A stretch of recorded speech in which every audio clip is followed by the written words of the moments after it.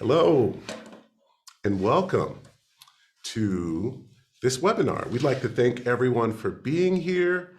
Our topic today is going to be influencing the next 10 years by how we retain and who we hire. I'm Desmond Lomax. I'm the Director of Diversity, Equity, and Inclusion for the Arbinger Institute. Before I get started, I want to introduce Mary Kate Doherty and Jason Breifel. We'll start with Mary Kate. Mary Kate is a part of DEI, which is the Treasury Executive Institute. And Mary Kate, would you like to welcome everyone today? Thank you very much, and welcome everybody from the Treasury Executive Institute. We're a shared service with over 40 government partners, and we're always excited when we can partner with both the Arbinger Institute and the Senior Executive Association so that we can broaden our government partnerships and community. So it's great to be here. Thank you very much. And Jason Breifel is a part of the Senior Executive Association. Jason, would you welcome everyone? Absolutely. Welcome, folks, and good morning. We're so pleased to once again be partnering up with TEI and Arbinger. For those who might not be familiar with the Senior Executives Association, we're a nonprofit professional association that has long represented members of the Senior Executive Service, but have also expanded our mission to help folks on their leadership journey and have included opportunities for GS 12s through 15s and above. And so the topics that we'll be talking about today, the fabulous panel that we have at the second half of this presentation, we're really excited about, and we're happy for you all to be here and to be a part of this event. Jason and Mary Kate, thank you very much for the introductions. Thank you for sponsoring this event and working with Arbinger to really provide some meaningful material.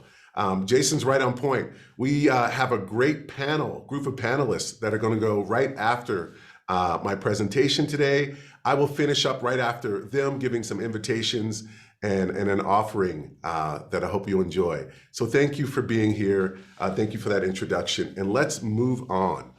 Like I was saying today, we're going to work on influencing the next 10 years by how we retain and who we hire. We want to just give you a brief introduction in regards to the Arbinger Institute. So the Arbinger Institute's been around for 45 years. We are a consulting and leadership training organization that focuses on mindset and having an outward mindset. And we're going to discuss that a little bit more in detail today. These are 3 books you may be familiar with. Our first book was Leadership and Self-Deception. It focused on the principle of getting out of the box. How once we see ourselves clearly, then we have the capacity to be more supportive and helpful to others. The next book was The Anatomy of Peace. And it really focused on resolving the heart of conflict. It used these principles to really focus on how to have more meaningful relationships, particularly in our homes. And I love the principle of having a heart at peace or having a heart at war. And what does that mean in terms of my ability to care for people and have meaningful relationships?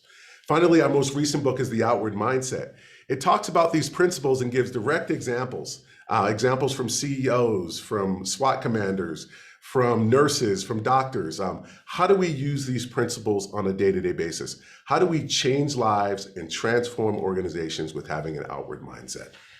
And so let's get into it. Let's talk about the dilemma we're facing with organizations today. 2021 broke records. I mean, it's records we didn't, I don't think anyone intended to break, but 48 million people quit their jobs in 2021. It was an annual record at a cost of between 50 to 200% of their annual salary.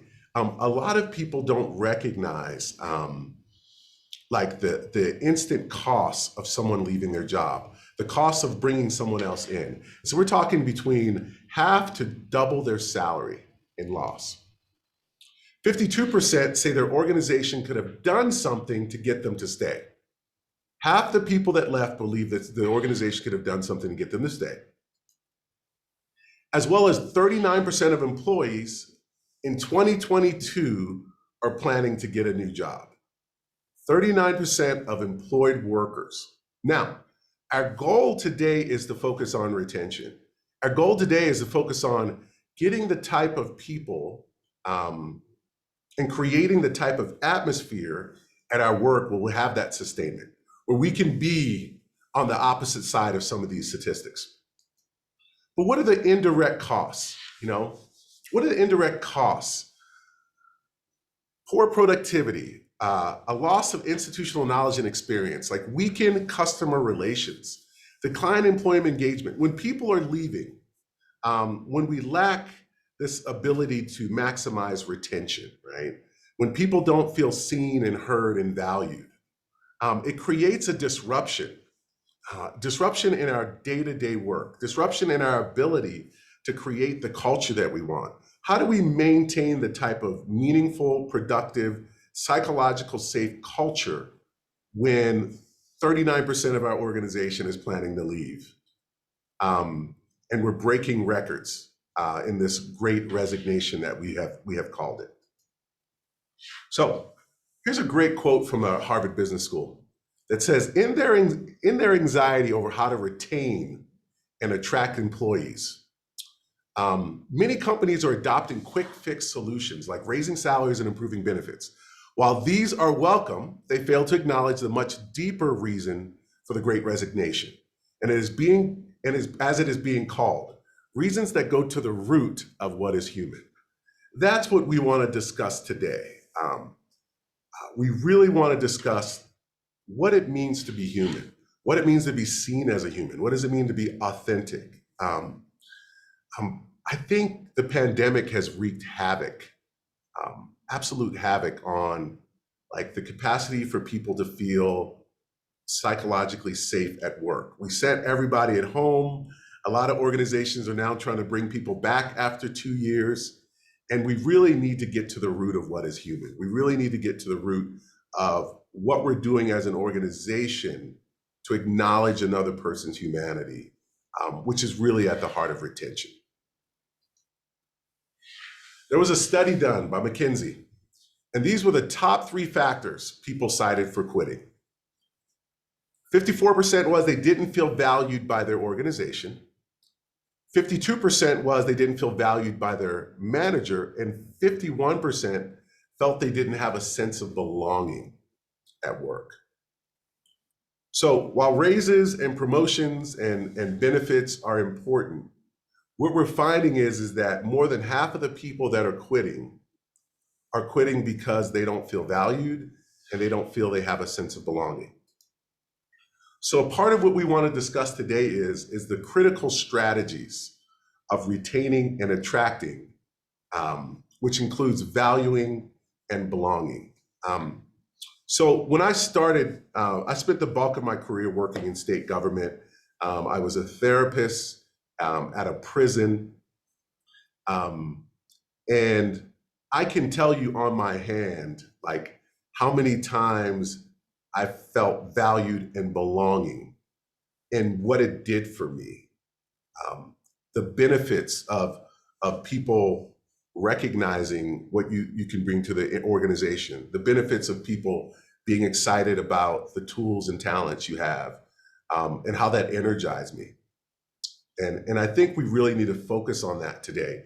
And when we work with our panel today, we're really going to look into how do we increase that value? How do we increase belonging?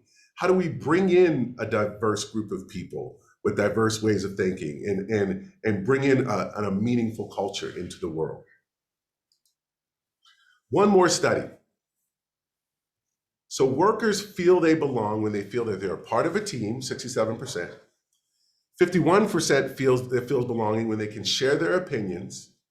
And 50% feels that they feel comfortable fully being themselves.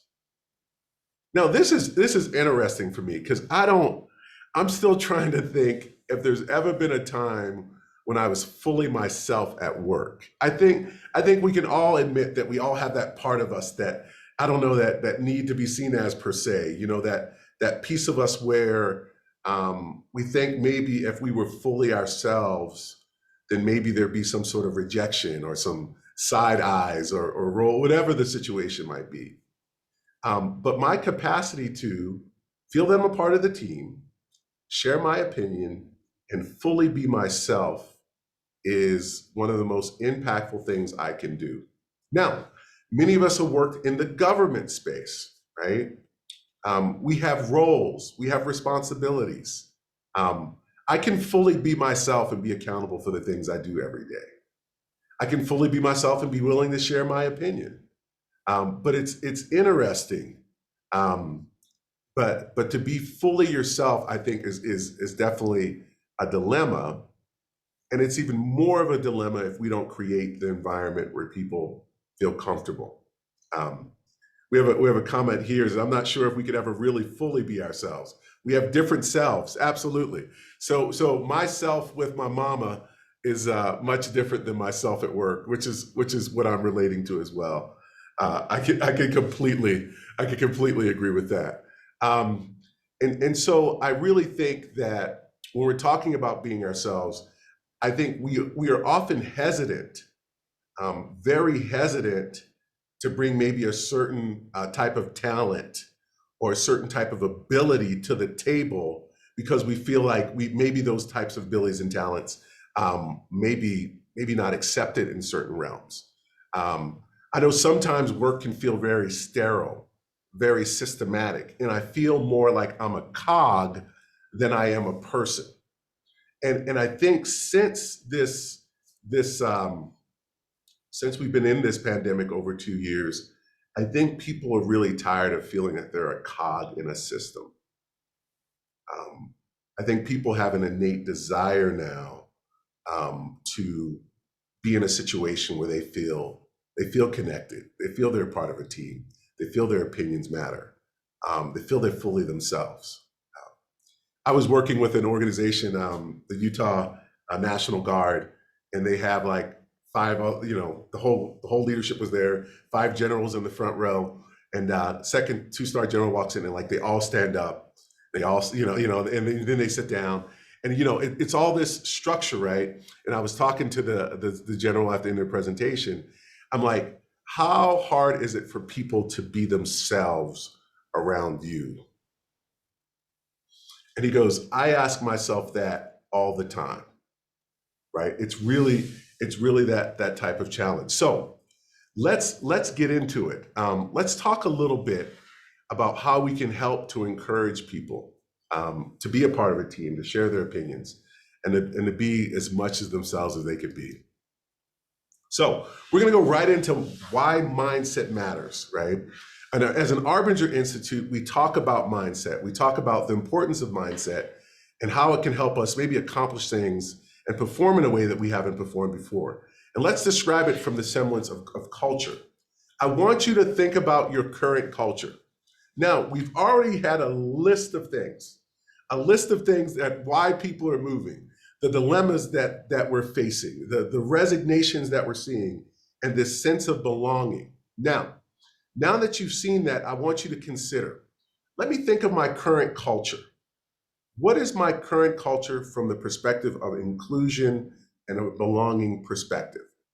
What is my current culture in my organization? And I want you to consider that. And I want you to consider behaviors. What are the behaviors that are happening and not happening to perpetuate that culture? For example, there's a lot of organizations that want a diverse background at work. And I've worked with a lot of federal organizations that but Desmond, you got to understand, we just give all the information to HR. HR spits out 3 or 4 names, and that's what we have. And that's our culture in terms of hiring. Now, I want you to consider that. If that is your culture, but your desire maybe is to create more diversity and inclusion and belonging, would you need to see things differently? Are there things that you could potentially do differently? And what's motivating those things? And so what we like to focus on in Arbinger is the mindset, right? Because all behaviors that create or negate real inclusivity is an outgrowth of the deeper mindset, right? If I would like lasting change, I'm going to have to address my mindset. If my belief is there's really nothing I can do, the HR system is what it is, and I just have to do my best with what I have, then I might have to address my mindset. It's amazing. The panelists we have today they're outward thinkers. They're amazing outward thinkers. And they're going to help discuss today how a mindset change, how looking at things differently can really change the way we have our inclusion culture and our belonging culture. And so we're going to look at what it means to have those type of mindsets. So there's a couple types of mindsets. There's an outward mindset where I see people and an inward mindset where I see objects. Now, let me go into a little more detail because I know a lot of you are thinking, well, I don't see objects. I don't see different things. But the definition is if I'm inward, then others don't matter like I matter. So they're either vehicles or obstacles, or they're relevant to or irrelevant to what I'm trying to accomplish. And folks, I didn't really consider myself inward until I remember seeing this definition. And I remember when I was a director in the organization I worked in, that I used to always say, I love people who love to do their jobs. Like I'd always say that. I love people. Can I just get a staff of people that love to do their jobs? And I don't have to worry about them. I just show up, they do their jobs, we all go home. It'd be a wonderful situation. But I don't have that as a director. I have people that are struggling and having a hard time. And in that moment, it dawned on me that they were obstacles to me. That the people that I was working for or were working for me were either vehicles that I was happy that they were doing their job, or obstacles that were getting in my way. So when we look at something from an inward mindset, we typically see problems instead of people. I want you to consider, do you feel on a day-to-day basis as a leader, because many of you are leaders here, do you feel that you're going from problem to problem, situation to situation? Or do you feel you're going from person to person? I want you to consider that. What do you think? You can even put it in the chat window. Do you feel you go from problem to problem as a leader every day, or from person to person? Because it's really a pivotal question. It's really a question that shifts my capacity to do my work. A problem to problem circumstance will put me in a situation where I'm more likely to see the effects of problem to problem work. And we all know the effects of problem to problem work. Burnout, day-to-day frustrations. How many of us show up on Monday, right, after a great weekend? And many of you live back east, God bless you. I'm moving back east here in a few months to live closer to my mom and my parents. How many of you have a great weekend and you show up on Monday and you're just like, oh man, right?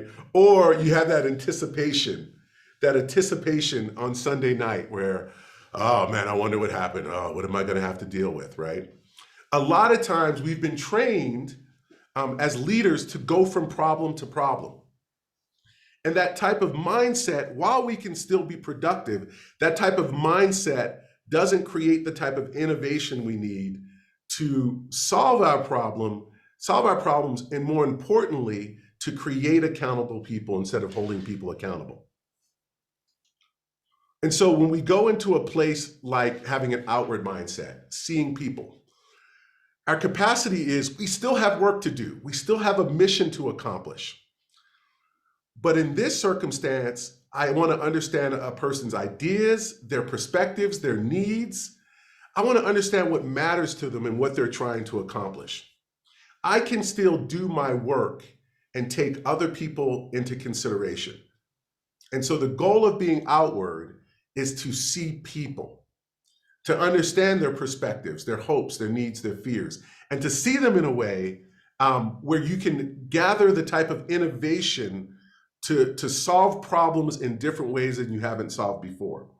Keep in mind, whether you're at work or at home, most of the people we struggle with, we have objectified in some way. I want you to consider it. Most of the people we object, I can go right off my head and I think of a personal experience. I'm like, oh man, my teenagers at home.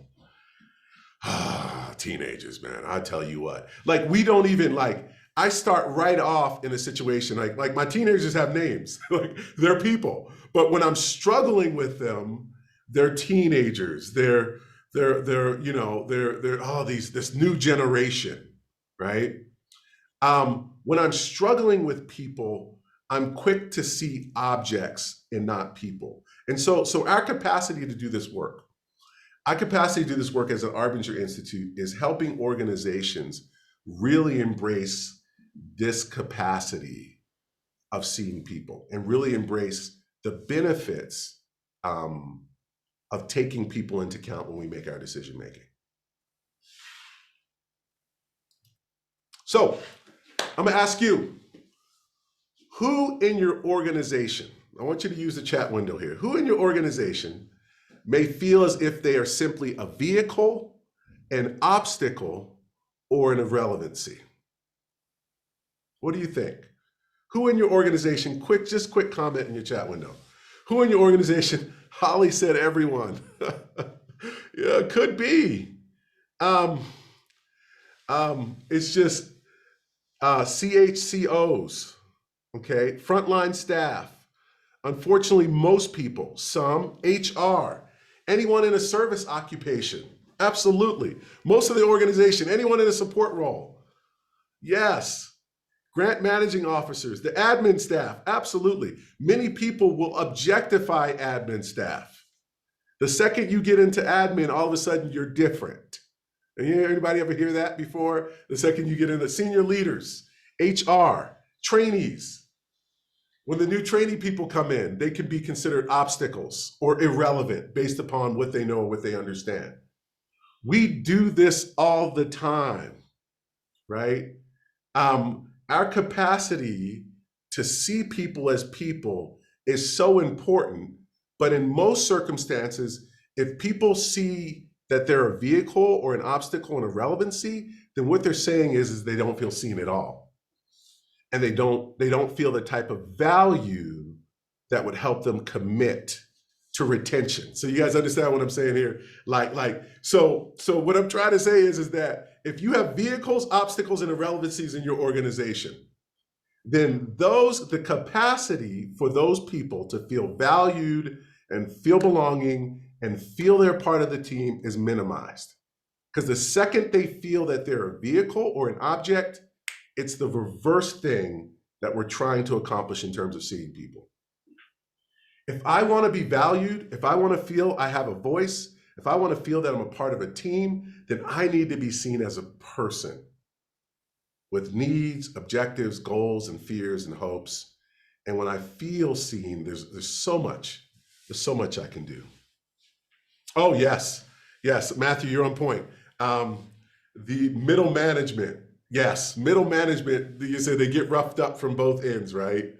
A lot of times middle management can be seen as vehicles from upper management, obstacles from lower management, and vice versa.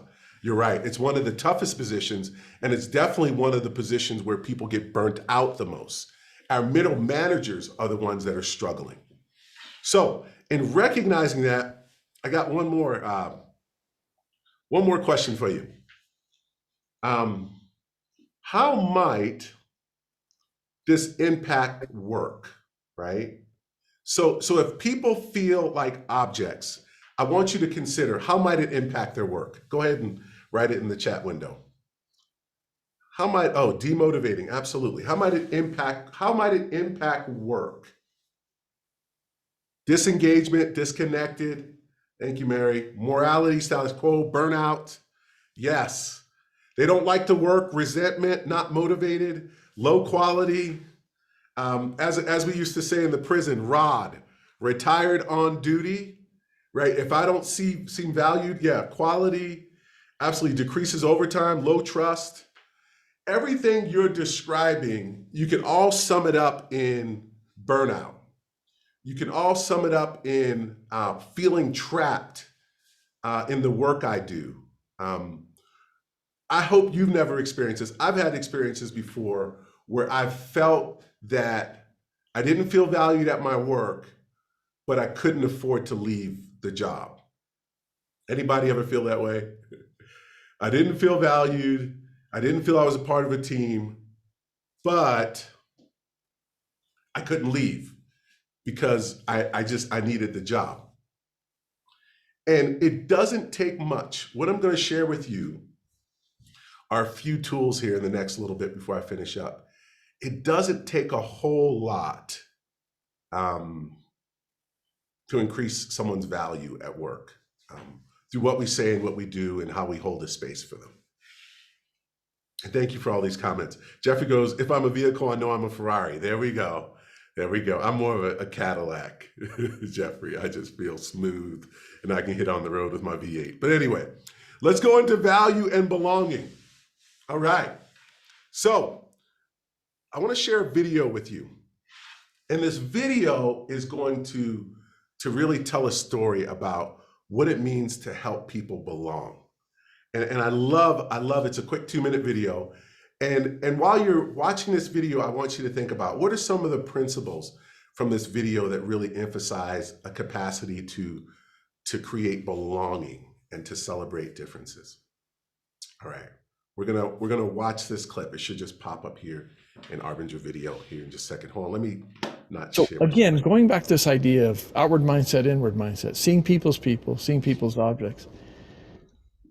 I find that when I'm seeing another as a person, they matter like I matter, we're equally human. We have all kinds of differences, and those differences connect. I actually like the differences. To me, it's like music.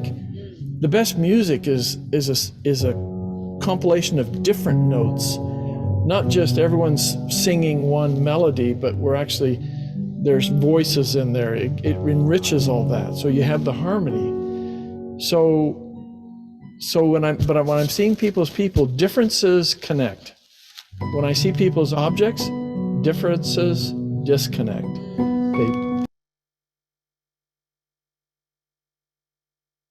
can't get over there with you about. Yes, people forget that they have a melody. Like they forget that they're a part of the music, they're a part of the orchestra. I'm more focused on this person from a different culture coming in that I'm forgetting that I have my own music. What we often miss is that as a person, I can celebrate your diversity because I have my own. Yeah. Right? And I don't lose it. You don't lose it, yes. So Chris, you have diversity. You bring your own diversity to the table. Yeah. So there's one little piece in there that one of my friends taught me. He said, and I struggled with this for years until I finally figured out what he's talking about. But he said, the only time I really see another as a person is when I'm willing to be seen also. So to show up in that diversity, I have to bring that.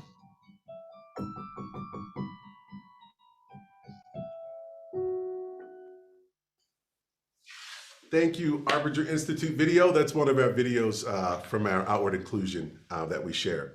And what we want to share in that principle and what we want to share deeply is that my capacity, right, to create inclusion, right, my capacity to create belonging is to simply be that. A lot of times in administration, we feel there's a certain way we need to conduct ourselves, right? There's a certain way I need to conduct myself to get correct behavior. That's a big thing in management. Well, Desmond, what do you mean like I need to have a relationship with someone? Like, what do you mean? Like, what I'm saying is my ability to create accountable people is directly connected with my intentional efforts in creating belonging, in creating inclusion, and being that. Being the type of person that's inclusive, being the type of person that enhances belonging. I'm more likely to get the work product I want than being very strict and sterile and focused on maybe what's being done instead of focusing on who's doing it. And so a part of this, and I can't stress that enough, is for our leaders to really take some accountability in their capacity to be intentional in this work of inclusion and belonging. So, chat window. Think of a leader who included you and valued you, right? I want you to consider that. What did they do and how did you feel included? In the chat window, think of a leader that included you, and then as a result of that, you were like, man, this is good. I feel seen. Great. Holly said had a person consult, a leader consulted with them. They saw my unique strengths. Thank you, Deb. Absolutely. Oh, here comes a bunch. Hold on. Trusted and empowered me. They asked for my opinion. They shared information. Absolutely. They empowered me. Oh, someone said never. Oh, we'll get it. We'll fix it. Open, honest communication. I felt I was a part of the process. Oh, yes. What was that? Someone had said, I saw the National Guard. Yes. The National Guard, they felt empowered by that, valued my opinion. They thanked me for sharing my thoughts. They treated me like an expert, exchange of ideas. They showed value to my organization. Now, all of those things can be done in less than 5 minutes, folks. Some people often say, but Desmond, like, you got to understand, like I don't have time. I'm a leader. I supervise multiple people. There's so much I have to do. But everything, someone put a potluck in there. Yes, we had a potlucks without agenda. Absolutely, personal connection. Everything that's described here doesn't take very long. They had time for me. Just so good.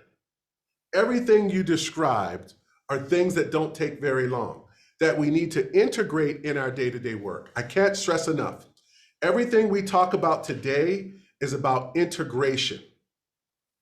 It's about integration. And once we understand that, then we can move forward in a more fulfilling way. Everything you described can be integrated at any point to get the type of belonging and inclusion we want.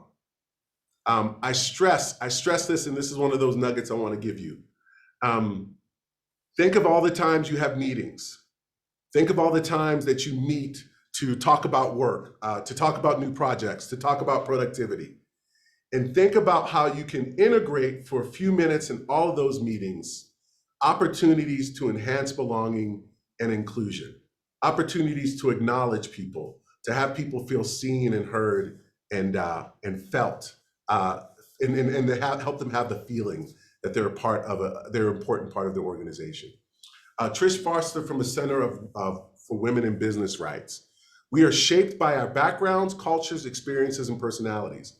Organizations that blend people who think differently from each other, analytical workers, conceptual thinkers, creative spirits, or detail-oriented employees can create energy to drive new ideas and productivity.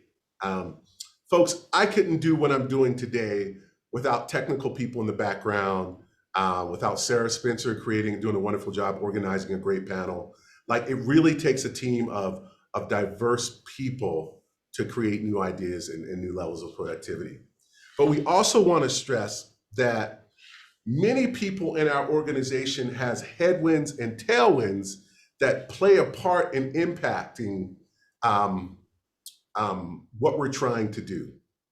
Okay, and so what I want to discuss is in this situation is I really want to focus on this capacity of understanding what a headwind and a tailwind is, right? And so I would love to share this video from Dr. Kathleen Tinsley. She's the director of the Women's Leadership Institute from Georgetown University. And she's going to share this video about headwinds and tailwinds. And then we're going to talk about what are the tailwinds and headwinds we see in organizations, and how could that impact our ability to create meaningful belonging. Let's go ahead and make sure we go to that video clip, and let's watch that next clip from the Arbinger Institute video right now.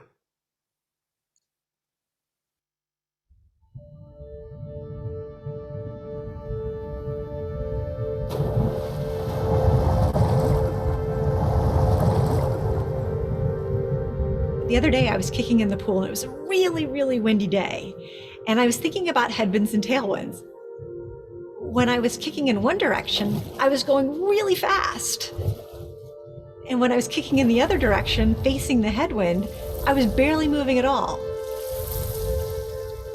Now, if you were somebody that was inside the building, not experiencing the wind, When I was going one way across the pool, you'd think, wow, look at her go. She must be really motivated. What a great kicker she is.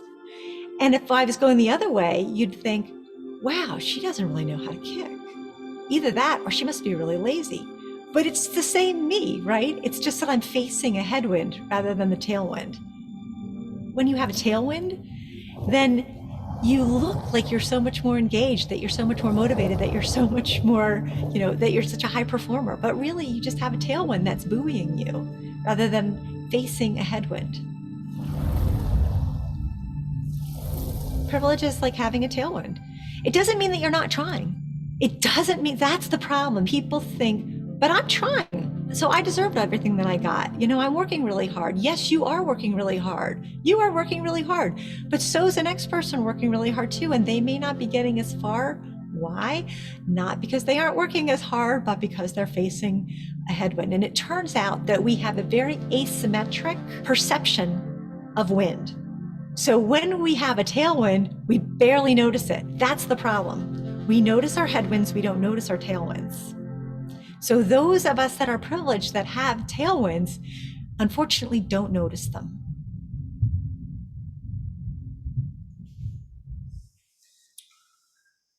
Thank you for sharing that video. That's another video we have from our Outward Inclusion program. And it's important that when we're talking about things like inclusion, we're talking about things like belonging, that we have a clear understanding that people have headwinds and tailwinds. People have things that are buoying them up and helping them move forward, and people have things that they're struggling with. And so in the chat window, what tailwinds do some people in your organization benefit from? Yeah, it is a great metaphor. Thank you. Kudos to our design team. What tailwinds do some people in your organization benefit from? In the chat window, what do you think? Affinity, absolutely. Seniority, peer support, strong professional networks, access to training, Ivy League education, sponsors, mentors. Tailwinds, absolutely. Connected sponsors, being a white male, last names, common background, majority of leadership is white, and tailwinds for white folks, strong leadership and influencers, support for our members, access to education, coaching, personal relationships with leaders, spheres of influence, allowing mistakes. I applied for about 10 federal jobs when I was a senior in college and never got an interview. And then I found out there's like a certain way you need to apply for federal jobs. And it just blew my mind. And I was talking to somebody as we were preparing this, and they're like, Desmond, we literally go to seniors and actually help them go through the process of applying for federal employment. I'm like, well, I wish someone would have did that for me. But absolutely, like there are headwinds for sure. Now, let's discuss this. What we talked about tailwinds. What are the headwinds that make things more difficult for some people in your organization? New topic.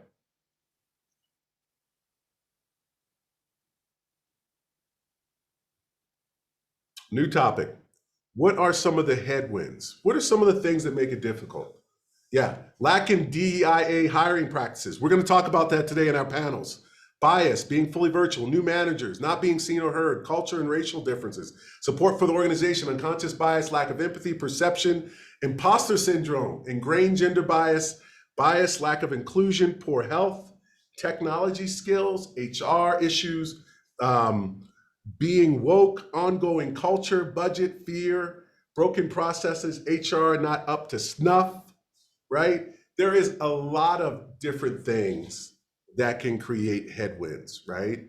And as we engage this work, we need to understand something. So this is the catcher here for you folks. I want you to appreciate and accept this and take a deep breath and embrace this. All of us have headwinds and tailwinds. We all have them, okay? All of us have headwinds and tailwinds. All of us have things that would make it easier for us to navigate certain circumstances. And all of us have difficulties that really make it difficult for us to feel seen and heard in our organizations. The challenge is that we don't often have the conversations in our organizations to address headwinds. We don't. We don't. We're typically blind to our tailwinds, and we are very well aware of our headwinds. And when we discuss about headwinds, we usually discuss it from, well, as a director, I've got to go through all these difficult things. As a supervisor, as a staff, as an intern, like we see our headwinds, but we don't often have discussions as leaders to understand the headwinds and difficulties of people in our organization, right? We want inclusion, we want belonging, but we're often blind to each other's headwinds. And so I can't stress enough that as we navigate this work, that we have a clear mind of what that looks like. Okay, so there's a few tools we want to offer. We're going to send these to you via email. Many of you, we're going to send you an outline of our PowerPoints and some of the clips and statistics. We'll get that to you. We'll also send some real key information that we often share to help navigate some of these difficult circumstances. And so I really think we need to understand that.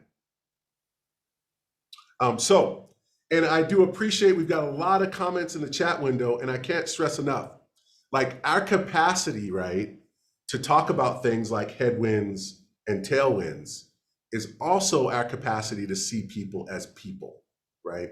So our ability to have conversations about things like privilege, things about headwinds and tailwinds are also rooted in the fact that, do I see a person or do I see an object? And so I want to challenge each and every one of you is that in the process of having these conversations, are we creating environments where people feel seen? And so I can't stress that part enough. So let's talk about it. What we want to provide for you, and we'll send you emails so you don't have to read through all of this, is that I want you to think about this ability to reduce bias in hiring and promotion, to minimize these headwinds and tailwinds in your organization. And so what we have here is just a list. It's a little longer than this than what we're actually going to send you, but it just gives you a list of some guides to help you figure out, like, where am I at in this reduction of bias in hiring and promotion. We're going to work with a group of experts today that are going to be talking about all the new innovative things that they're doing to reduce some of the challenges that you're describing here in the chat window. So I really want to, as we move towards the panel here in the next 10 minutes, I really want you to consider, like, your capacity to really understand the fact that my ability to reduce bias, this is a great guideline. How can I do it functionally? We have a panel that's going to take an hour and talk about the different innovative things they're doing to reduce bias, to increase retention, and to get the type of inclusion in their organizations within the federal system, which can be clunky and make some of those things difficult. Okay, folks, sometimes it takes a little while to turn an aircraft carrier, all right, but it doesn't mean you don't start. And I think some of these things that we learned in this guide here and these tools will help us really start to create the type of hiring and promotion systems that we want to create.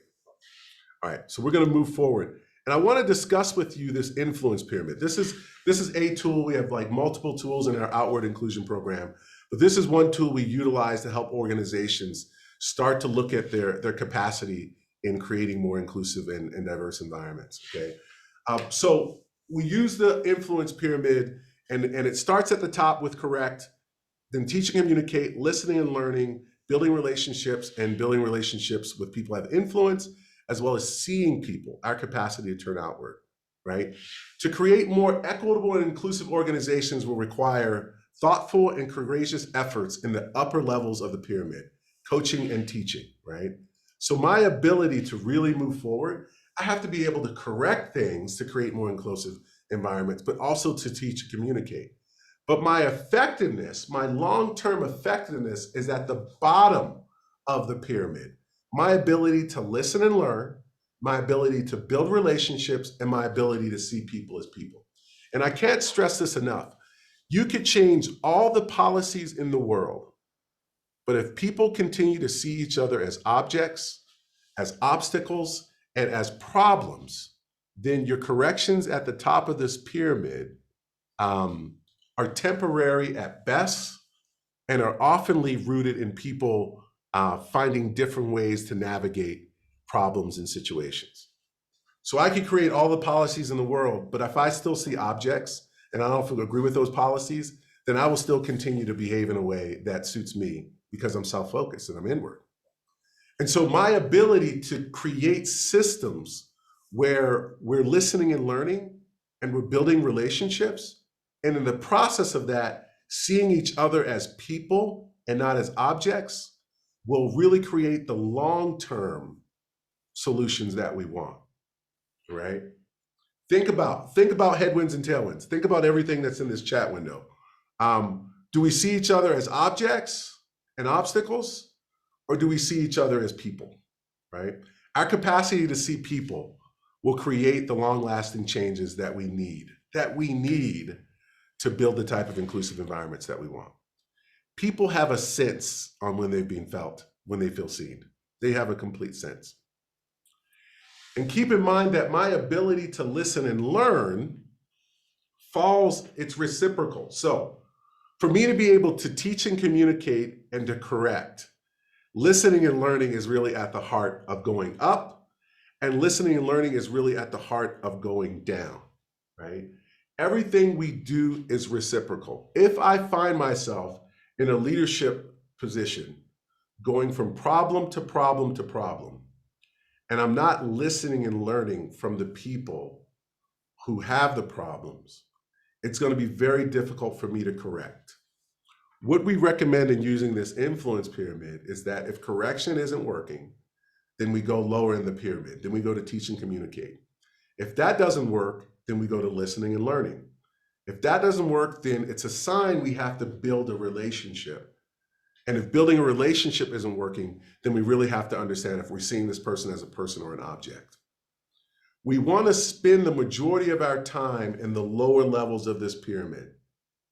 If you're spending the majority of your time correcting and teaching and communicating, and you're not listening and learning and building a relationship and seeing people as people, if you're not spending your time in the bottom parts, then you're not creating inclusive environments. If you're not taking the time to listen and learn, build relationships, and to see people and not objects, you're not creating inclusive environments. And I can't stress that enough. Okay, so with this, we're going to move forward now, and we're gonna go right to the panel. Absolutely, Matthew, there is a golden rule, and I think as a part of this golden rule, we also have to recognize what are we doing to implement that golden rule? What are we doing to implement these particular things in our day-to-day to build more inclusive environments? And what we try to do and how we try to help empower organizations is we go through each of these steps and we operationalize these things. We help organizations operationalize these things so that they can see people and not see problems. Okay, and remember, seeing a person is a reciprocal thing. Our capacity to see people and connect with people is an outward invitation for them to do the same. No matter how they respond, my ability to see them, to listen to them, and to work on building a relationship with them is really my ability to connect with them. Okay, so with that, we are going to move forward now to the panel discussion. Thank you for that 50 minutes. Thank you for the chat window. Thank you for being a part of this process. We're going to have Sarah Spencer jump in now. Sarah Spencer is a senior account executive for the Arbinger Institute. She has a master's degree in conflict resolution. Me and Sarah were the original designers of Outward Inclusion. So she's a dear friend of mine, and she has really helped me just see people as people in a way where I can be more helpful, which is really our definition of what it means to enhance inclusion. So I want to bring Sarah in. We're going to swap out, and she's going to run the panel from this point forward. Thank you for your time. See you soon. Thank you, Desi. I'm so happy and excited to be here with all of you today, and especially our panel, and I'll introduce them in just a moment, or I'll have them introduce themselves. But really, First of all, thank you for taking time out of your busy schedules to join us today. I mean, this is such an important topic. And as we think about Arbinger's work of how we really see people, we're going to take this deeper into hiring and promotion. And we've got incredible experts here today who are going to help you see the experiences that they've had and the things that they're pushing the boundaries on. And I think, if you're here, you may be thinking to yourself, well, I don't have a lot of influence in hiring promotion. I'm not HR or I'm not a hiring manager, but we all have more influence than we think we do. And really, when we think about diversity, equity, inclusion, and access, it's about expanding the definitions of how we think about these topics. So I'm going to let our panel introduce themselves and talk about their background and experience and what they're bringing. And then we'll kick off into these questions of, as leaders and as people, how can we be more diverse in our hiring? So let's start with Anne. Hi there. My name is Ann Romer. I am currently the HR director at NASA's Johnson Space Center. And with that, also have the privilege of managing NASA's astronaut selection cycle. Thank you, Anne. Deva? Oh, you're on mute. Sorry. Good morning, I'm David Deschler, and I am with the Department of the Interior, and I currently serve as the Director for Leadership Engagement and Development. And I have been in this space for over a decade now in different capacities at the Department of Interior and Department of Commerce. And I have seen both the Foreign Service, local, national, in foreign countries, and civilian hiring. Kim? Or Javier? Sure. My name is Javier Inclán. I'm the Deputy Office Head for the Office of Equity and Civil Rights at the National Science Foundation. I've been in this position, it'll be a year next Tuesday, I believe, which pretty incredible considering, all the things that have occurred in the last year or so. I've been at a number of positions at NSF to include 8 months as the Acting Division Director for Human Resources in 2018. So a little bit of experience in HR, but mostly in the DEIA space. Thanks. Kim? Hi, good morning. Kim McClure. I'm a senior advisor and a Foreign Service Officer, U.S. diplomat with the U.S. Department of State. I am an advisor in our diversity Office of Diversity and Inclusion, and I've also spent a number of years working in this space in a voluntary capacity through employee affinity groups, both internal to the State Department and external. And I've spent my 20 years with the Department of State mentoring colleagues from a wide range of backgrounds as well. All right. Thank you so much, all of you, for being here. I'm so excited to get into this conversation today. And really what we're looking is to help all of you who are watching to think about new ways that we can address, being more diverse, inclusive, and how we go about our hiring and promotion practices. So we're going to start with Javier today, and then we'll get into all of you in each question that we talk about. How do federal employees have influence on retention, hiring, and equity? Sure, that's a great question, Sarah, and thank you. When I was the Acting Division Director for HR, I remember a conversation with our Chief Operating Officer, and there was some concern about the length of time it took to hire. I'm sure Anne could relate to that, about the quality of the certificates, about the lack of diverse candidates, et cetera. And what I told him at the time was, I will take 51% of that blame, for lack of a better term, but 49% really needs to be on the hiring manager. And this is why I said that. There are many things that a hiring manager can do, parallel track to HR, to make sure that they receive a timely certificate, that they receive a diverse applicant pool, or at least an opportunity to do so. What I mean by a diverse applicant pool is, it is really a fallacy. I've heard some of my colleagues as hiring managers say, well, I'm really nervous about sending my announcement to somebody. They may think that, I have somebody in name selected, or I have somebody in mind for that. That may be the case, but this is what I do.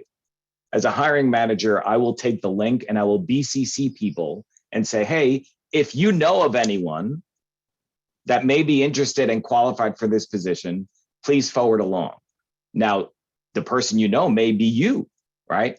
I may only BCC one person because I only have one person in mind that may be interested, but nobody else knows that, right? And I'm not telling the person, right? It would be a faux pas to say, and by the way, I think you're a great candidate and you should apply and I will pick you, right? We don't do that.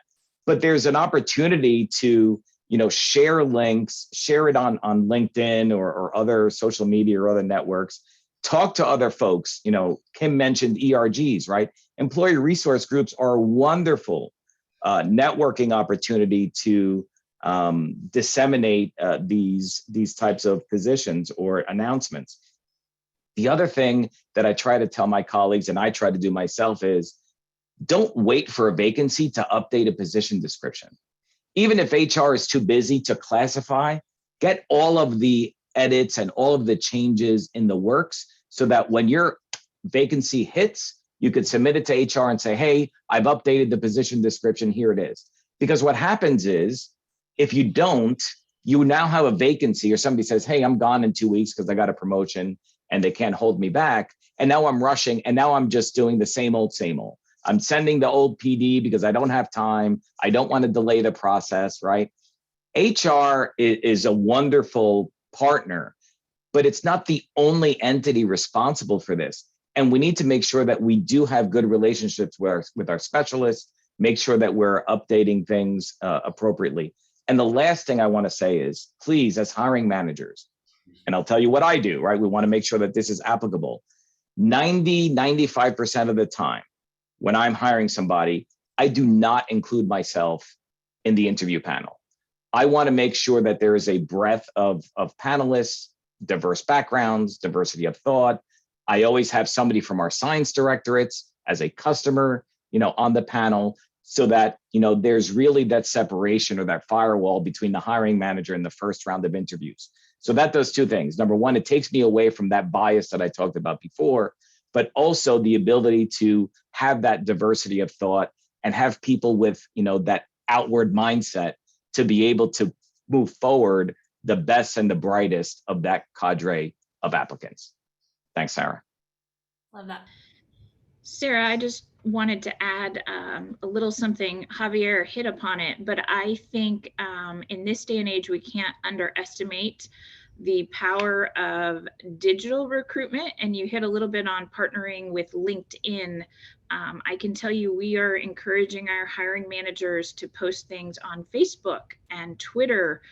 We do Reddit Ask Me Anythings often. I did one in advance of the astronaut vacancy. And I think just, again, getting that announcement out there in as many locations as possible to communities and people who may not otherwise be trolling usajobs.gov, the website, is really, really important. And so just want to emphasize that as something that hiring managers in partnership with HR can easily do these days.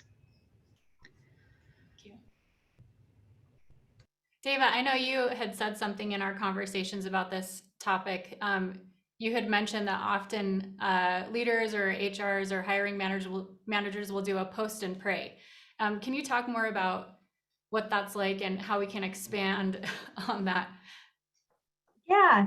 So I think, one of the and I think Desmond touched on this, where, Arbinger has heard the feedback that people say, well, I've gone to HR, I've posted my job announcement, and I only get a couple names. And I tend to call that a post and pray. I go to HR, it's their job, they post it, and then I'm not happy with the result. And I think, as Javier mentioned, really it should be a partnership between the hiring manager and HR. There's responsibility on both sides for that outcome. And, especially in this day and age, there are so many opportunities to recruit outside of the traditional USA Jobs, posting on USA Jobs. There are a lot of hiring authorities out there, and it's just, I find oftentimes hiring managers aren't aware of all of those hiring authorities, and they can be a great way, especially, to target diverse groups and to bring in different types of people. There are hiring authorities to bring on return Peace Corps volunteers, which I find a great way and a great authority to use, especially with entry-level positions. There are, at the Department of Interior, we have certain land grant hiring authorities that we're allowed to use, and it works great for us at Interior. I know other federal agencies may have hiring authorities that are specific to the work they do in the agencies that they're in. And I think it's just being aware of those. And recently, OPM has put out a great handbook called Talent Surge. And part of that Talent Surge handbook has a list of a lot of the hiring authorities that are out there. And I think that's a great resource to start with. And what we have seen, especially during COVID, this administration has been very quick to push out additional direct hire authorities, especially for jobs that are hard to fill, like in the IT area. So I think just being able to leverage and use those in addition to your traditional type of hiring announcements can be really important in a really great way, not only to hire maybe more quickly than the traditional kind of hiring when you post on USA Jobs, but also to help you maybe attract more diverse candidates as well. Love that. Kim, I want to expound on something that was brought up in this conversation so far about, how we update our descriptions when we think about flexibilities that we can create, especially to be more inclusive of, women or other minorities. How are we thinking about updating our descriptions and building in flexibilities when we're talking about these different positions to bring in more diversity? Yeah, I think that it's important to give a lot of thought to options like telework, remote work, to put that into the description up front, because it will help you attract more diverse candidates.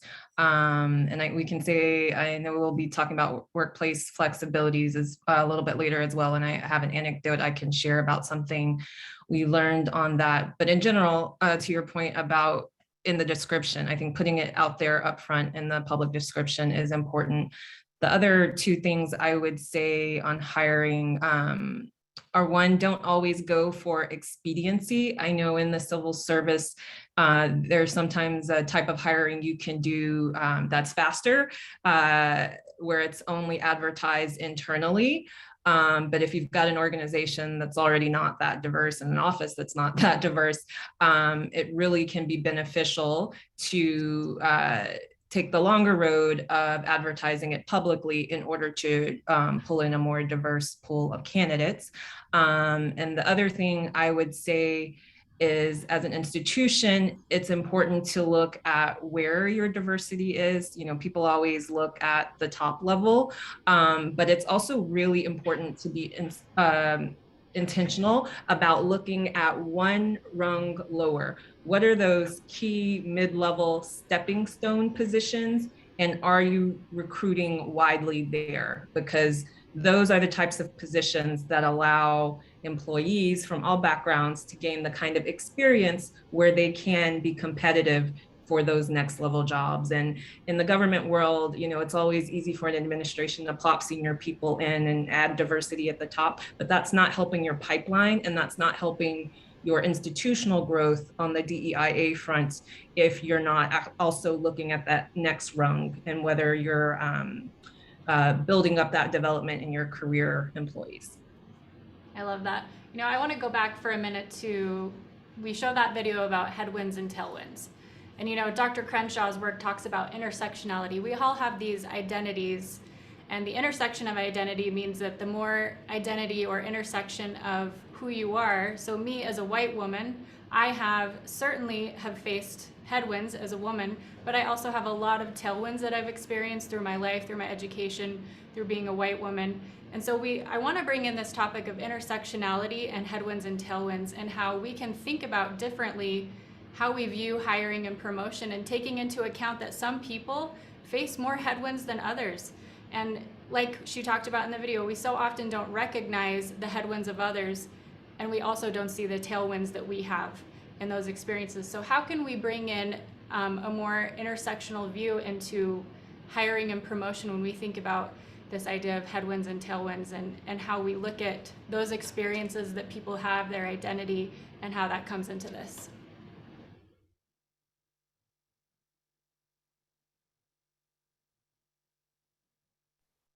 I can jump in and share the example I alluded to earlier. So when it comes, for example, to workplace flexibilities, one of our employee resource groups did a survey of their membership, and this was membership for a fellowship program. That's one of the key ways that our organization brings in diverse talent. And so they did a survey specifically of fellows employees from that program who had left the Department of State to ask why you left. And what they found was that the impact on those employees' families and careers, particularly in the foreign service context where we have to move countries every 3 years or so, the impact on their personal lives, their spousal employment, their ability to take care of aging parents was the #1 reason. DEIA related issues were the #2 reason. Some people were surprised that workplace flexibility and personal family issues was #1, and said, oh, okay, well, that's an issue that impacts all of us. And when I raise that example, I like to flag that it's really important to look for the nuance there, because while it's true that, you know, everyone's family is impacted in our career, it's tough for all of us when we're overseas and we may have an aging parent here in the state. We shouldn't discount the fact on the diversity front. For example, if an employee is first generation or comes from a low income background, they may face a higher degree of cultural expectations that when that aging parent becomes sick, they're going to fly home and take the time off to be part of their care team. They may not also, based on their socioeconomic background, be in a position, they may be the first one to have a professional job in their family. So they may not be in a position to just throw money at the problem and hire a home health aide to take care of their family member. And it wouldn't be acceptable to do that anyway in their culture. So it's about looking at that level of nuance and how maybe some of those issues that impact everyone in your line of work can be even more heightened for people based on their intersectional identities. Thank you. And what about you? I mean, how are you looking at that with the astronaut selection program? You're on mute. Favorite phrase of the last 2 years. You can't get through a meeting without telling somebody they're on mute. We are constantly, right, we focus on that during our recruitment. And I will tell you, the astronaut office has come a long way in terms of trying to balance and be flexible. It's obviously a very demanding job, but the focus on each astronaut as an individual and kind of understanding their circumstances and their needs and their family situation, et cetera, is really at the forefront now in terms of trying to retain astronauts. We're in an exciting era of commercial spaceflight. So NASA is not the only place that you can go to fly, right? Blue Origin's out there, Axiom's out there. There's a bunch of opportunities now for astronauts even outside of the government sector. But I think what we can do, again, around kind of taking care of them and making them feel valued as individuals is really critical. I will tell you, it didn't always used to be that way. There's a very underlying military culture that came originally up through the astronaut office. And so it's been very much a conscious effort to value that. Thank you. I would jump in a little bit on the hiring side of this. You know, going back to that word intention, I think it's a really important concept.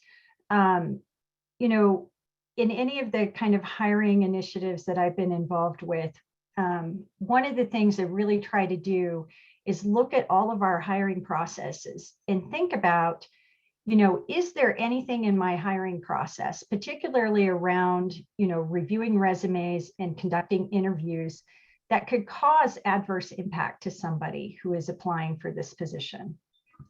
And, you know, an example of that would be, you know, when you are interviewing, I think it's just kind of human nature sometimes. If you have a candidate that comes in and they are very confident and very charismatic, to rate those individuals, high, because they make a good impression on you. And so I think it's very important when you're conducting interviews that, you have a scoring protocol that you're using with your candidates.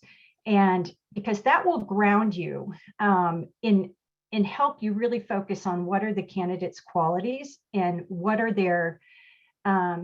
their level of skill related to the job. Because you could have a candidate that may not be able to demonstrate a lot of skills related to the job, but they could demonstrate a lot of confidence in that interview.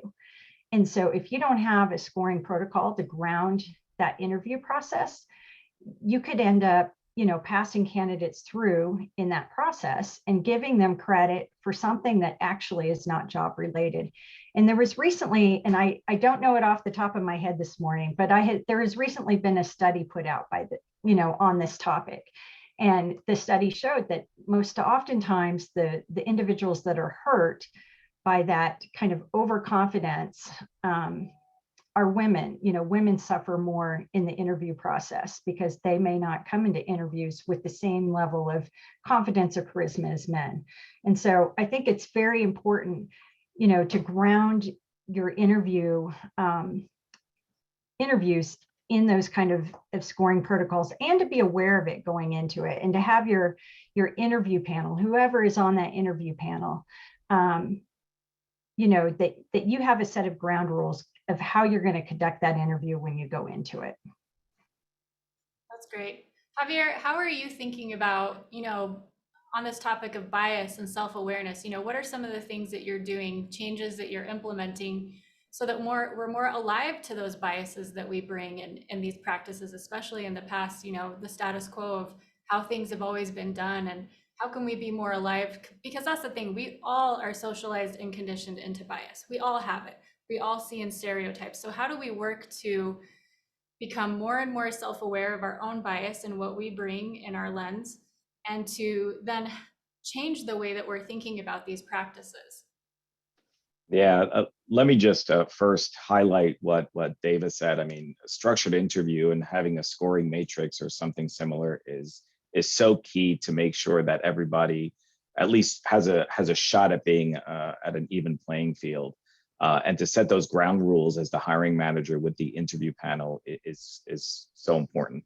One of the things that I wanted to highlight to respond to your question, Sarah, is it goes into the requirements of the position, and the same old that I mentioned before.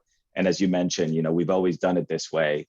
One of our senior leaders very recently decided to update the qualifications for a certain position because she felt that she needed more leadership type of experience than she did technical. So she actually removed the PhD requirement.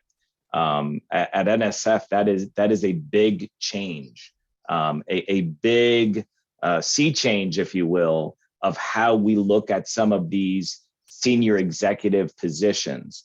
Sometimes we hire because of the technical skill, and that's okay, and that's important. However, if you are going into a senior executive service or a senior leader type of position, that background in leadership is certainly important. And that's something that really opens up the door to a much more diverse applicant pool, right? We talk about, who has PhDs or who's had PhDs for a number of years. And if you go further back and you look at, tenured professors and things like that, that gets very constrained. So by eliminating that requirement, and the reason she did it, because in her field of study, you don't necessarily need a PhD to be successful in your field. So you really have a very small cadre of applicants. And I'm hoping that we're going to be able to have that conversation permeate throughout the agency so that we could really look at the qualifications across the board, not just PhDs or academic requirements, but any type of requirement that we've had in the past that may no longer be the case. And also to include requirements that may be required based on the advancement of the position. I think that's so important. And also to update our positions. Just because you hired a, I don't know, 2210 IT specialist in the past doesn't mean that you may need one now. OPM, thankfully, has now come up with the data science. I believe it's a 1560 series. So, let's start focusing on that when we're able to. And that may be a way to get more of the recent graduates into our pipeline of applicants. So there's a lot of things we could do in partnership with HR as hiring managers and as allies of the hiring process to make sure that we have, that we're aware of this bias, that we try to set that bias aside, that we try to bracket it based on our experience, and then to try to move forward and really challenge the status quo. And if we encounter somebody, whether it's an HR or somebody in senior leadership that tries to, place an obstacle in front of you, just say that, in order to get different fish, we need to fish in different ponds. Yeah, I love the point you made too. What are the requirements, or do we have these requirements? Because those have been the requirements that we've set aside for the past 30 years in the federal government. I mean, really, like you said, is this educational attainment really necessary for this specific position, or is that just because that's been the status quo for 30 years? So I think that's an important part to consider as you're thinking about the list of job requirements. Kim. Yeah, I wanted to respond to a question that popped up in the chat about whether it's recommended to ensure that not only you do panel interviews, but that the panel interviews, the panelists are themselves diverse. And I really think that's critical for a number of reasons. One, it helps to reduce unconscious bias. If comments come out like, well,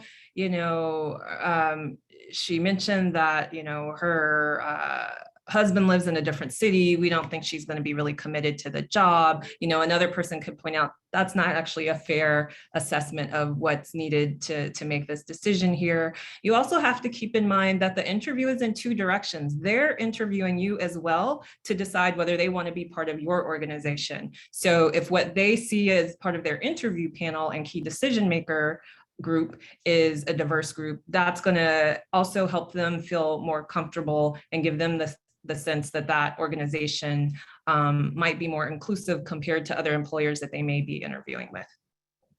That's so important. Thank you so much. I know Anne and David, you both have thoughts on this as well. How do we look at, our hiring panelists themselves and kind of rooting out bias, or how we're thinking about the diversity in that specific sense? I know one of the things that we have done specifically is actually we've partnered with our Office of Diversity, Equity, and Inclusion, and we actually offer a selection panel workshop. And workshop might be a slight misnomer. It's not a day-long event, but rather kind of a quick, hey, before the panel meets, let's get our ducks in a row. Let's talk about bias and how each of us is going to bring bias to the table.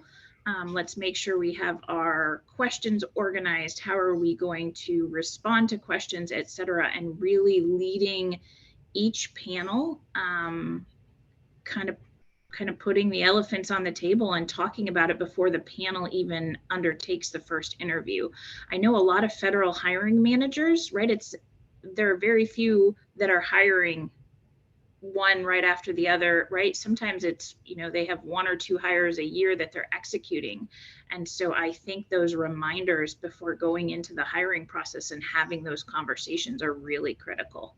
Yes, I love that. I think that's the thing. When we talk about this topic of DEIA, we need to get comfortable with the discomfort. Let's call out the elephant in the room. Let's talk about the fact that we all have bias. Let's not be scared of it. It's there. We have it. And now we can do the work of addressing it and really finding ways to truly see people and take into account their different experiences, identities, headwinds and tailwinds. Yeah, and I think on this topic, Javier had a really good point earlier. I was struck by his comment that he tries to take himself out of the process. And I just think that is amazing, because what I see is so often is hiring managers want to control the process, and they want to be involved in the resume review. They want to be involved in the interview. They want to be involved in every phase. And you know, I just think it's wonderful, the idea of taking yourself out of that process, because you're going to bring a lot of biases to that particular hiring. And you obviously have a huge stake in it because, you know, you're looking at who you're going to bring to your team. But I think being able to bring more people into that hiring process, for example, you know, when it's time to look at resumes, you know, bring in SMEs, bring in different people that can be part of a team to look at the resumes that you get from HR. When you are thinking about who to, the other thing I would say with resumes too, you know, think about, can you do, you know, redact names, redact identifying information. And people will say, oh, you can't do that in the federal government. You can, and it probably has to be you as the hiring manager to dedicate someone on your team to do that work, to redact the information. HR probably isn't going to do it. But you can do that. You can redact some of that identifying information and bring in SMEs to review those resumes. When you do the interviews, the things that everyone, that Kim and Ann and Javier have said about having a diverse panel, you know, make sure you have a diverse panel. And think about, you know, one thing I have done in the past is not just thought about, okay, who are SMEs, but pick someone who's not an SME, someone who would not maybe have the technical background for this job, because they're going to pick up on things that someone who is a technical expert is not, and they're going to pick up on some of those soft skills. And so I think it's always, you know, a great idea to bring in a non-technical person to be part of your review panel. And sometimes too, bring in someone who might be one of your clients or your internal stakeholders. So if I'm an HR person and I'm hiring for an HR position, maybe I'll bring in some of my HR clients, some of the hiring managers I work with, to be on my hiring panel for an HR position.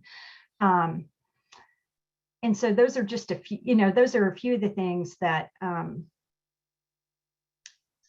I think, you know, can help in that part of the process. Absolutely. I love that.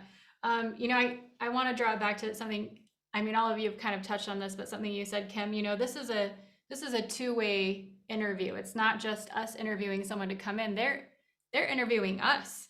And I think especially when, you know, when we're talking about this great resignation, this great reshuffle, people, and I mean, look at the statistics that Desi shared at the beginning, people are reimagining what they value and what they're looking for in the workspaces that they come into. Is there psychological safety, especially if you're coming from an identity and background and experience where you have been traditionally excluded, harmed, marginalized? And so, you know, we have to think about that too. What kind of spaces are we creating that people want to come into? Do they even want to work with us? Yeah, I think we've done a lot of thinking and talking about this in our office. And really it boils down to the idea of moving from diversity to the concept of just diversity to inclusion, because employees don't just want a seat at the table. They don't want to be tokenized. They also want a voice there. They want to know that their ideas will be heard. They want to be able to shape policy, and leadership really sets the tone there by expecting and welcoming different viewpoints. And I think there are a couple of specific things that managers can do to implement that. You know, have your employees' backs. You know, employees from underrepresented groups talk about feeling marginalized even when they're in the room or even in the office. You know, so take note of whether they've not been invited to the meeting, whether they're not in the room. If, you know, in government, we send around a lot of paper and have a huge clearance process. You know, take note if it looks like they haven't had an opportunity to clear or to have been consulted on the concept when it's in the ideation phase. If you're in a one-on-one meeting with someone talking about one policy and it kind of overlaps with another person's policy, ask in that meeting, what's X person's view? If that sets the expectation that you expect others to actually seek out their viewpoint too, because they're an expert on that and you value their opinion. To give an example, example of where, in the context of our work at the Department of State and foreign policy, sort of having diverse teams who are empowered to actually speak up. There was a foreign policy issue recently impacting marginalized communities in another country. And because we had a diverse employee group, some of our employees from underrepresented groups, they were looking at different social media, following different journalists who were also from underrepresented groups, in addition to traditional media. And as a result, they were able to see that an issue was brewing, flag it for leadership, engage with that other country's government, craft messaging that was mindful of the sensitivities involved there, and really help our government get ahead of that policy issue and have messaging that spoke to it in a sensitive and resonant way, well ahead of it blowing up.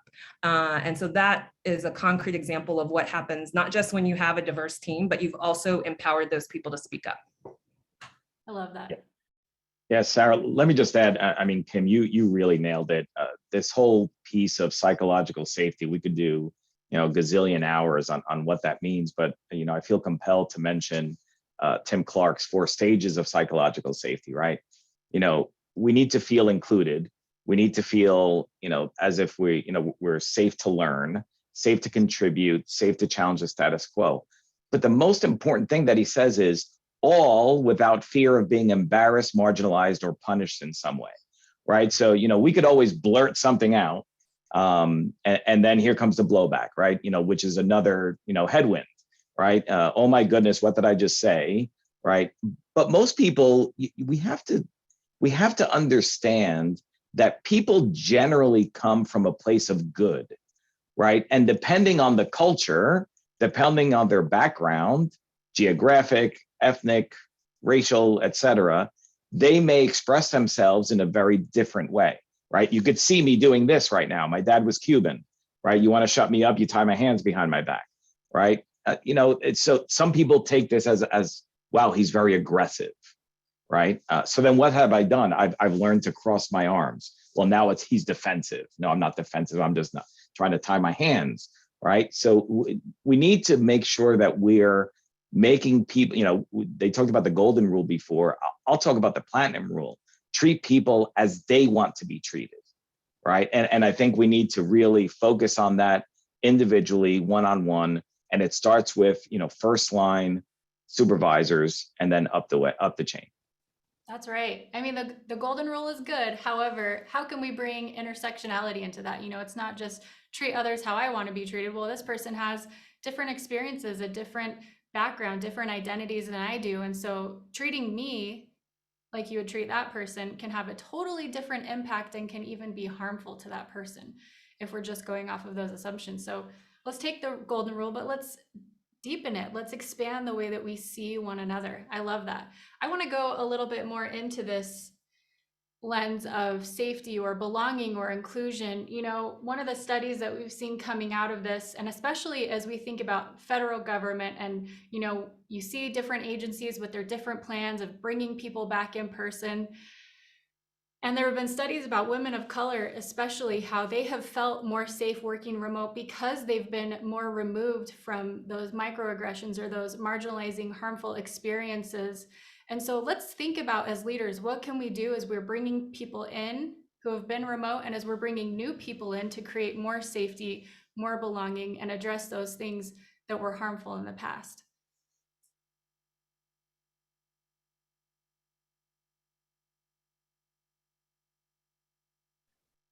I can speak to that, but I wanted to give other panelists a chance first. Yes, thank you for raising that. It is such an important point. Clearly, it's important that employees feel they can work in an environment that is free of the big things: harassment, discrimination. Bullying is one that we often don't talk about in government workplaces.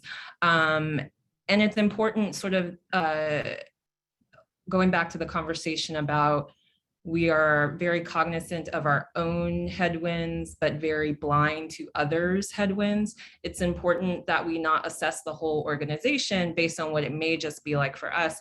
And institutionally, one great way to tackle that is via climate surveys focused specifically on DEIA issues. So it's something we're launching in the next month. It's a climate survey that will allow our employees to tell us how they will rate our success on DEIA issues. And it will specifically ask whether they have experienced harassment, discrimination, bullying, whether they reported it and why not. Because we want to be able to, right now the metric that people use is the number of EEO complaints or harassment complaints. But if you've got a particular culture where people are afraid to speak up, you also need to be assessing how often it's happening, but people aren't reporting it, and how you get at that. So importantly, as part of this climate survey, we're asking demographic questions for the first time ever to make sure that we can tease out how different people may be having different experiences based on their background.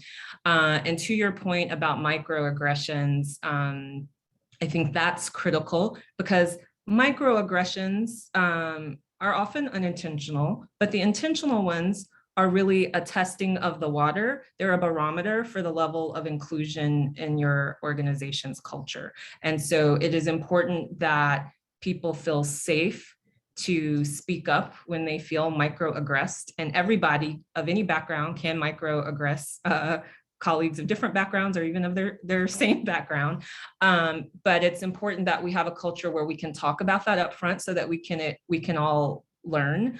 And it's also important that when you're in that situation where you're sitting in a meeting and you see another colleague say something that's a microaggression toward the other, and you sense that discomfort and you sense that that employee doesn't want to speak up about it, it's important that you speak up about it. You can do it in a constructive way. You can talk to the person who made the comment later and say, I didn't think that was appropriate. You can take, I know that's an uncomfortable path to go down, but there are tools out there for doing it well. You can take bystander training. You can ask your organization to bring in training on bystander intervention for how to effectively respond to those types of incidents. I love that. Thank you for bringing that up. That's one of the things that we talk about in the outward inclusion workshop that we have about speaking up. I mean, if we're doing it from an inward place, then we may not even be seeing the situation clearly when we speak up. So, we also have to think about, am I seeing the situation and the people involved clearly? And when I'm outward, I'm thinking about others. I'm seeing their intersectionality. I'm seeing their headwinds and tailwinds, hopefully, or learning to. And as I become alive to those, I'm also thinking about my impact, because intent versus impact is such an important part of this conversation. We may have good intentions, but that doesn't negate the fact that we may have a harmful impact. And so I think this concept of turning outward, of really seeing people, we think about our impact on others. We think about what that means and how all of this plays into DEIA. And I'm curious how you're looking at this from an HR perspective when we talk about creating more belonging and inclusion. I really appreciate all of Kim's comments. I think conversation is critical, right? We run an inclusive leadership cadre and run discussion groups and review articles and do book clubs together, et cetera. Again, just trying, because it's not always a comfortable topic of conversation for people. And we are trying to create an environment where people can bring things up or speak out when they observe something, etc. And so it's really, again, I think about being intentional. I will also tell you, we really rely on our employee resource groups. I know those have come up through a couple of different questions, but our employee resources groups are great partners for us in terms of offering programming and events and hosting conversations. And so we rely on them as partners as we're continuing to kind of build and grow and constantly improve an inclusive workplace. Dava, more thoughts on belonging and inclusion? Yeah, so one of the things that I have been very excited to do at the Department of Interior is we have recently been working on a project to redesign the curriculum for all of our leadership programs that we offer out of DOI University. And one of the things that we are very committed to doing is we are building those programs from the foundation of DEIA. So for us, DEIA is not a module that we don't stick a module onto the program. The foundation of the program is DEIA. And so what does that look like? It means that when we think about the course content, that content, we want to ensure that we include diverse perspectives in that content. We want to ensure that our course materials, that have graphics and things like that, represent diverse individuals. We want to make sure that when we go out and think about if we're partnering with a vendor and we're going out and we're getting instructors, that we have a variety of instructors that are part of those courses. I had an experience, recently where I went through an SES candidate development program and I didn't see a single instructor that was female. Every instructor I had was white and male for my entire program. So we're changing that. We're trying to tackle this from a variety of different ways, and we want it to be part of the DNA of the program. And we will have content that specifically focuses on the topic of DEIA in those courses, but everything about these programs, because usually these programs are anywhere from about 4 months to 12 months in length. And so they're long programs. They have multiple times where we interact with the participants in the programs, but we really want to make that a part of the DNA and the foundation of all of our programs. And so that is something we're very committed to at the Department of Interior. I love that. Other thoughts on creating belonging, safety? Let's also think about this. We haven't touched on promotion as much. How can we think about this topic and how we're selecting folks for promotion?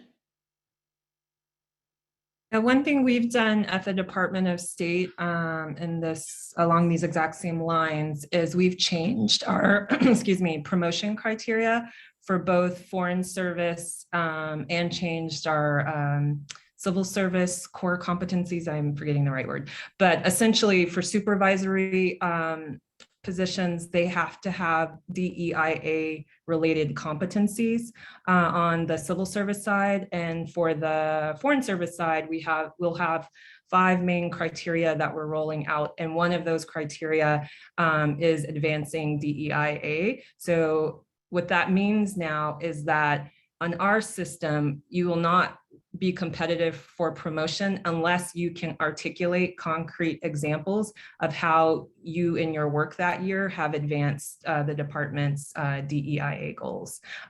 We have also done the same with our promotion pay criteria to make sure that senior leaders have to speak to DEIA in order to qualify for that.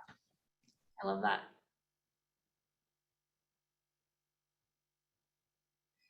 So let's get into how do we empower the voices of our employees as leaders when we're thinking about this topic? How can we be more empowering and bring more diverse voices and value that?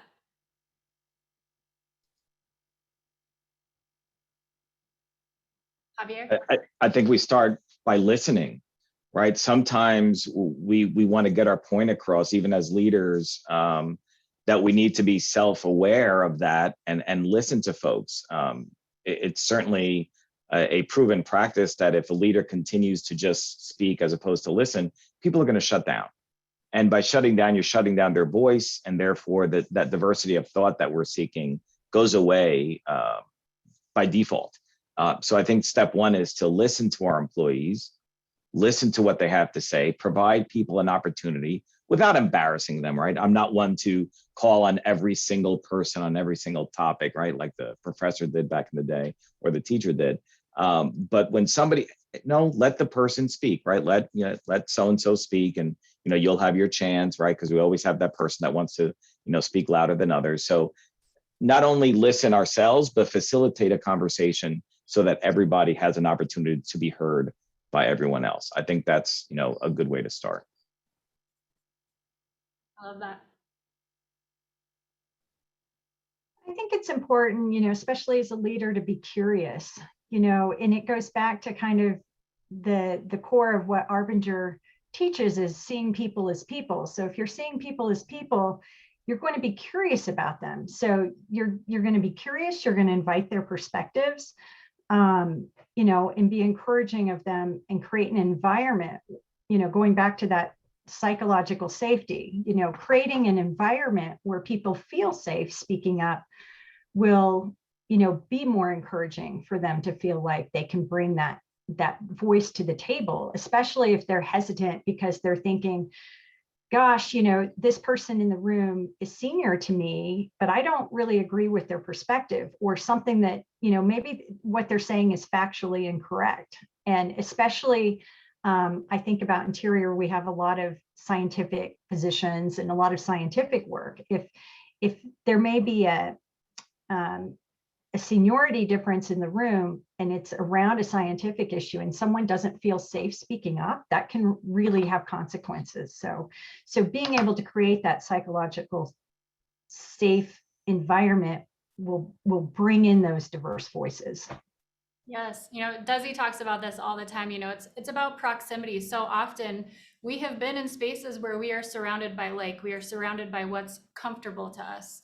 So what are we doing to seek out that curiosity about others who are different? Because so often once you start getting curious about people, you find that you have so much more in common than may what divide us as people. And I think that curiosity, that desire, when we talk about the influence pyramid, are you seeing this person as a person? Are you building that relationship, getting curious, and just seeking to listen and learn from them? I love that. I want to go back to something we kind of touched on, but I'd really like to go deeper and how we can help leaders and the folks joining this today.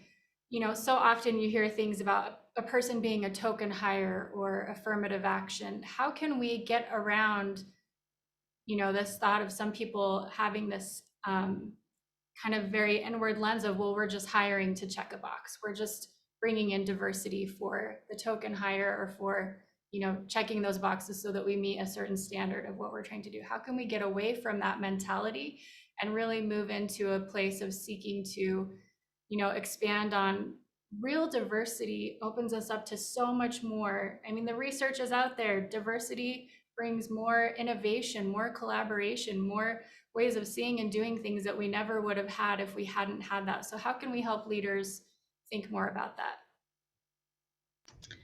I think, and I'll speak at this from the astronaut selection viewpoint. I think, first of all, the critical conversations leading into hiring are really important, and being able to put those elephants on the table, talk through biases, etc.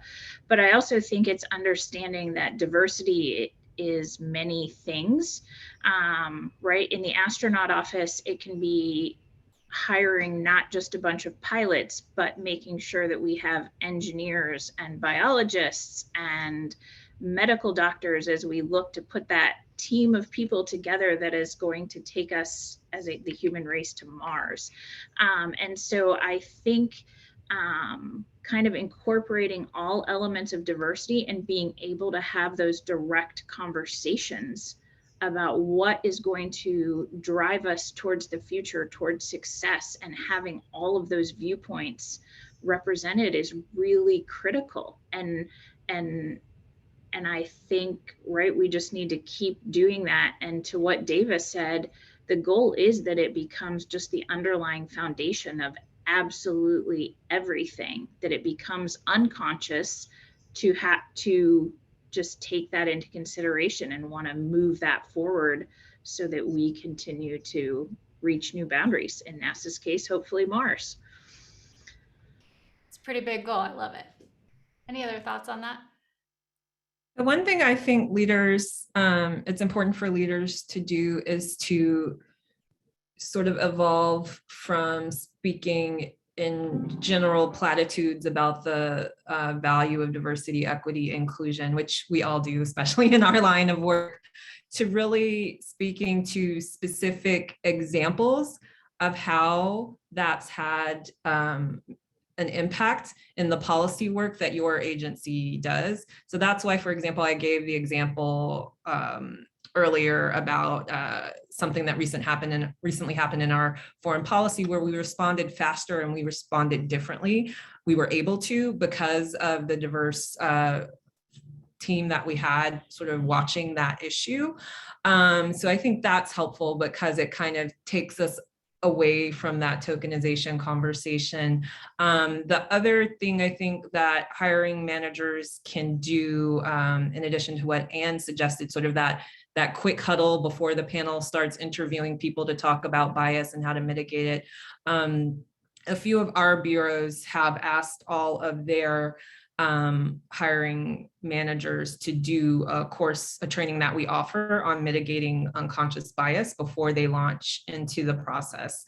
And I said, ask them to do. We actually don't advocate for mandatory diversity or bias training because there's data out there that shows it actually leads to adverse diversity outcomes. So we do our best to encourage and ask and sort of, create that culture where it's incentivized without making it mandatory. But again, only because the data itself has shown that mandatory training leads to adverse outcomes. Thank you for that. All right, so we only have a little bit of time left. So I would love for each of you to think of one thing that leaders could walk away today and do to really start to increase and influence the impact that they have on diverse hiring and inclusion. Javier, let's start with you. Get to know your HR specialist. There was a chat there's a question in the chat about where the hiring managers should be in the process.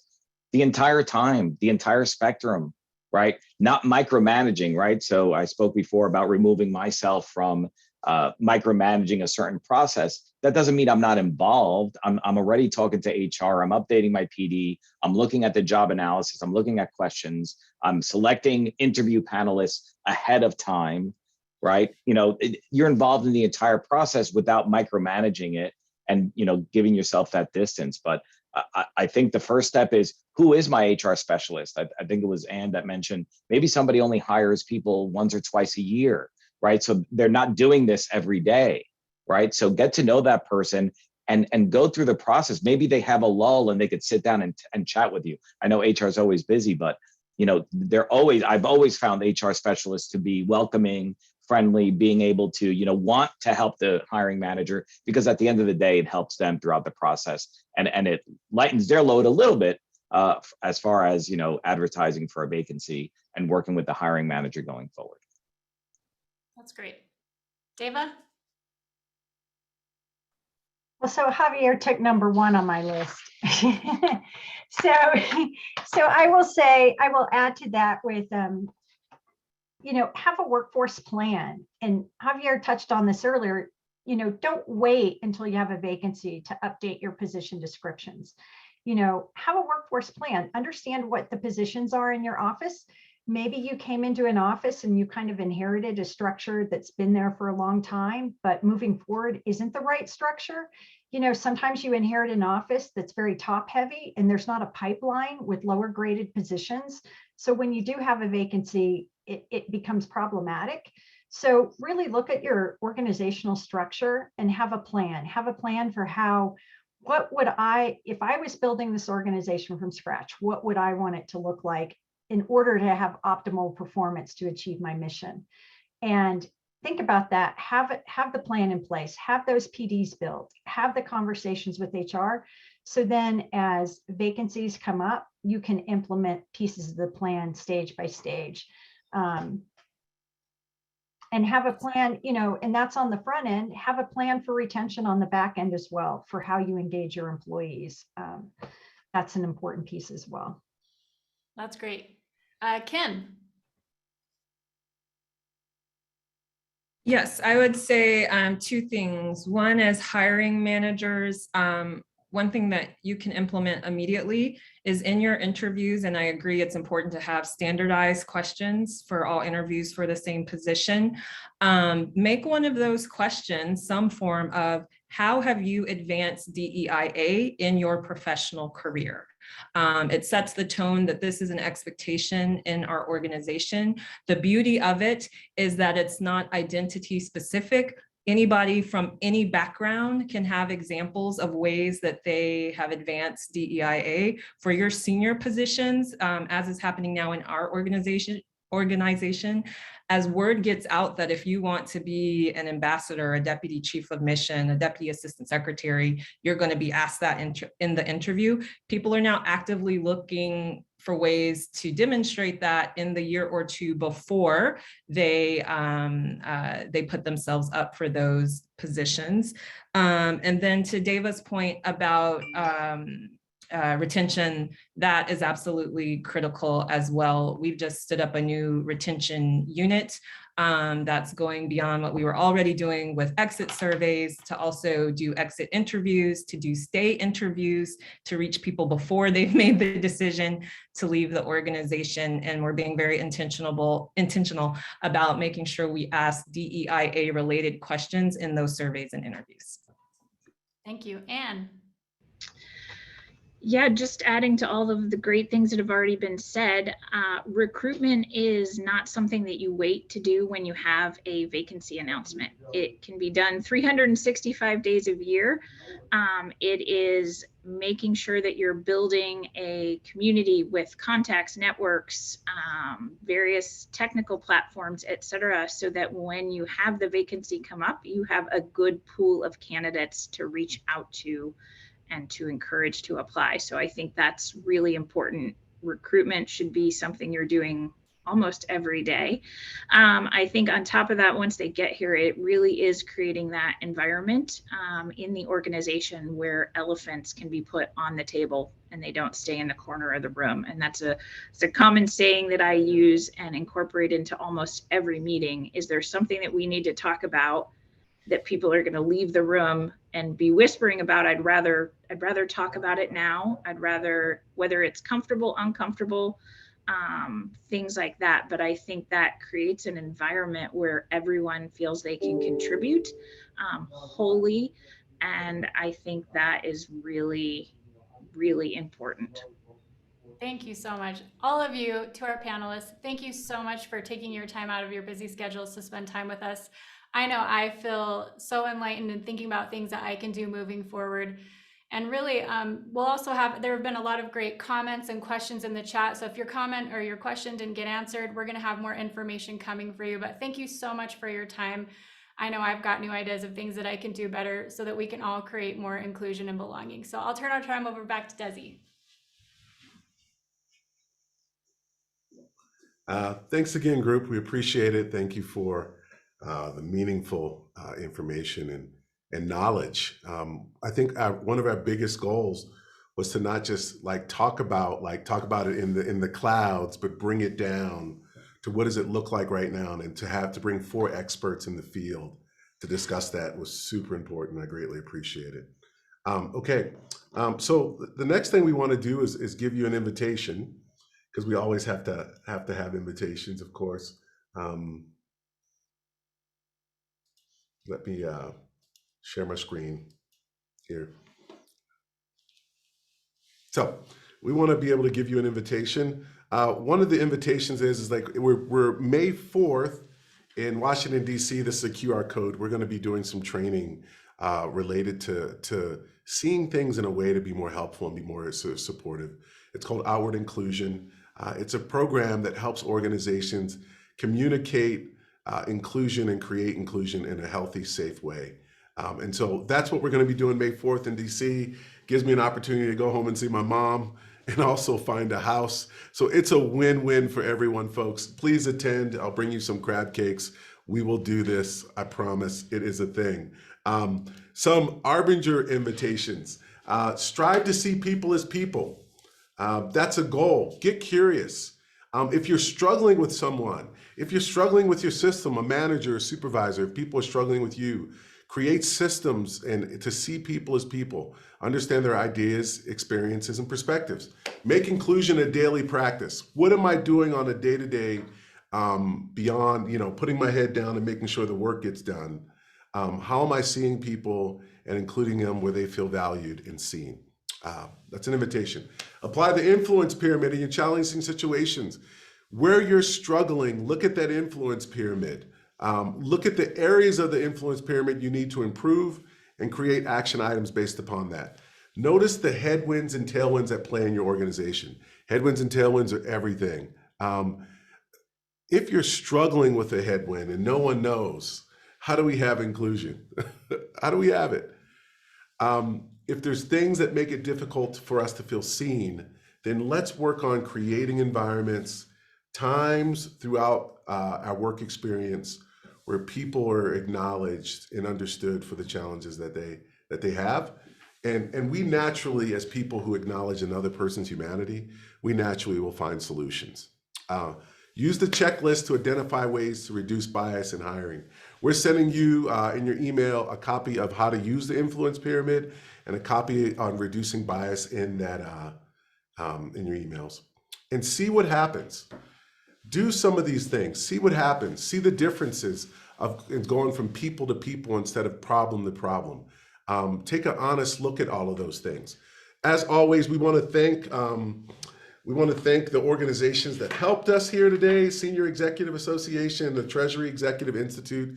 Thank you for inviting Arbinger. We'd like to thank our 4 amazing panelists as well. I want to thank Sarah for monitoring and doing such a great job today, being the moderator. This is a QR code. Please reach out on that QR code and come out to DC. And in that QR code, there's information about outward inclusion and about the trainings we provide to create more inclusive environments. I look forward to seeing you on May 4th in DC. I'm thankful for this opportunity. I'm thankful for the Arbinger Institute. And we will as well look at your questions, get as many as we can answered, and make sure we provide that to the associations so that they can get that to you as well. Thank you for being here. Thank you for the 2 hours. Thank you for the chats, being so active in the chat window. And we appreciate your time and have a great day and a great weekend. Goodbye.